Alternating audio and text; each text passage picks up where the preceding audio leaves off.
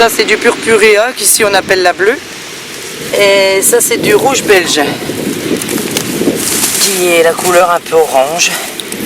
Lors de l'ancien temps, les osiericulteurs coupaient leur osier à la serpette ou au sécateur. Moi, je fais quand même un petit peu mieux. On ne fait pas du bon osier avec n'importe quelle variété et dans n'importe quel terrain. L'oseraie, à l'origine, pouvait durer un siècle, quand l'oseraie était coupée à la main. Maintenant, avec, disons, la coupe mécanique, et puis après, bon, le gyrobroyage pour raccourcir les souches, bon, quand une oseraie a fait 30 ans, je pense qu'il faut la remplacer. Donc après avoir ramené l'osier des champs, on va faire ce qu'on appelle le triage, c'est-à-dire qu'on va mettre les bottes dans un tonneau et on va trier l'osier par taille, de 20 en 20 cm.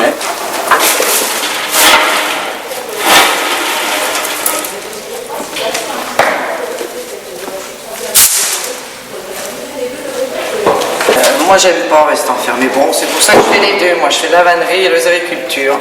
Parce que on est enfermé dans notre petite boutique, notre petit atelier, que là, bon, on est dehors, on est pas enfermé.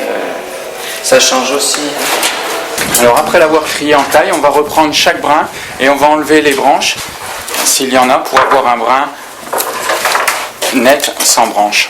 Et on va enlever aussi tout ce qui est herbe ou autres végétaux qui peuvent se trouver dans les bottes. Il y a 55 A, donc ça fait à peu près 500 watts.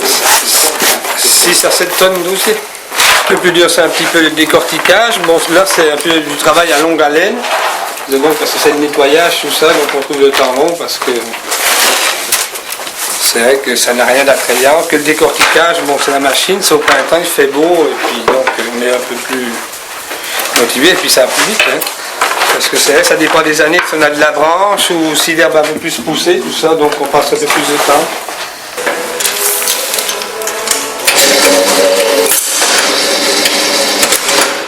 Nous, ce qui nous a fait venir, c'est l'école de vannerie. Donc, étant passionné de vannerie, je suis venu faire le stage, et puis du coup, nous sommes restés dans la région. On va recouper les pieds qui sont abîmés par la motopocheuse de la coupe. Donc c'est assez délicat parce qu'il ne faut pas blesser le brin. On a eu à trancher la branche à ras du tronc, si on peut appeler ça le tronc. Parce que si on laisse un petit bec, ça va nous blesser les mains quand on va passer dans la machine pour enlever la peau, décortiquer.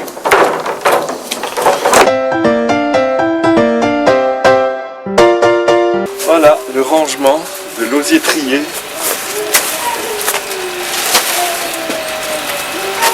À l'heure actuelle, l'osier est vivant, mais il est en période végétative. Il attend les premiers soubresauts du printemps.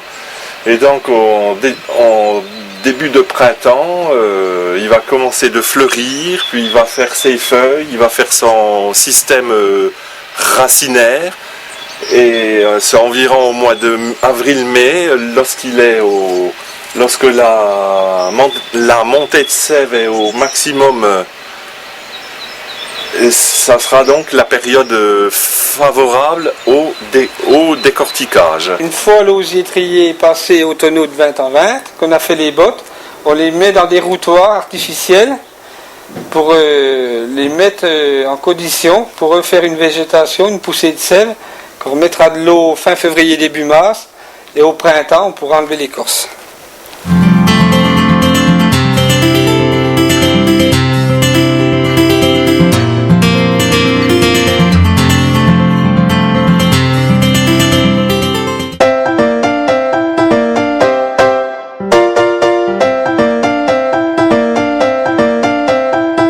C'est très physique parce que bon, il existe des machines un peu plus sophistiquées que la mienne, avec des vérins, tout ça, que moi c'est sans vérin, donc il faut tenir les poignées, donc c'est assez physique.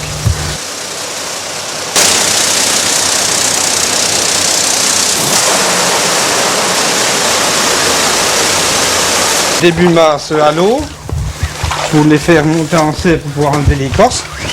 Donc on les emmène au pied de la décortiqueuse. Après on les met sur le chevalet pour dépasser dans la machine. On prend une poignée, suivant la grosseur de ses mains. On engage déjà par le pied. On en enlève la moitié. Après on tourne, on passe la tête. Tant qu'il n'y a plus de peau. Alors on les frotte comme ça, c'est pour enlever la sève. Il reste toujours un peu de sel tout ça, puis ça noircit l'osier. Et vous voyez, il reste toujours 2-3 petites peaux qui restent, donc on les enlève.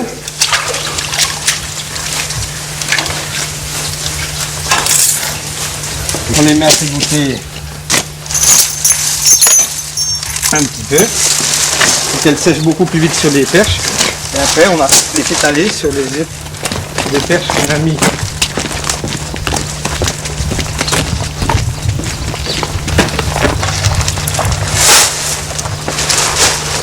Voilà.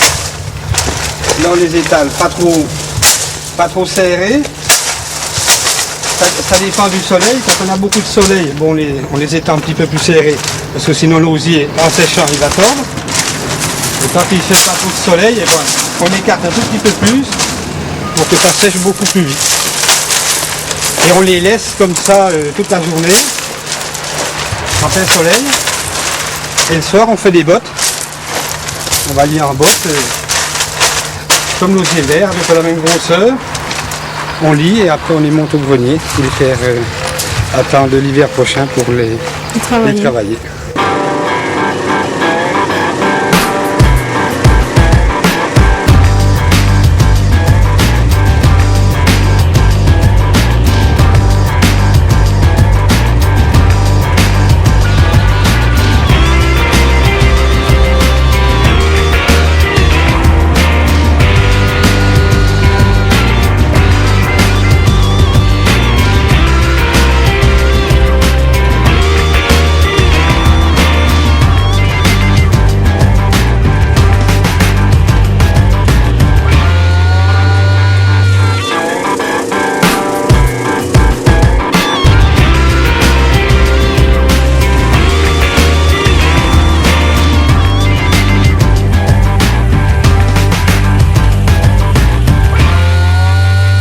On les rattache comme il faut.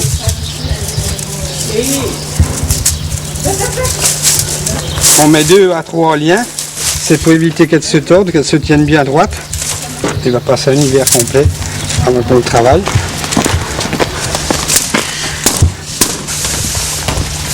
Et en même temps, il mettait dans des greniers assez noirs pour que l'osier ne se patine pas ce jour.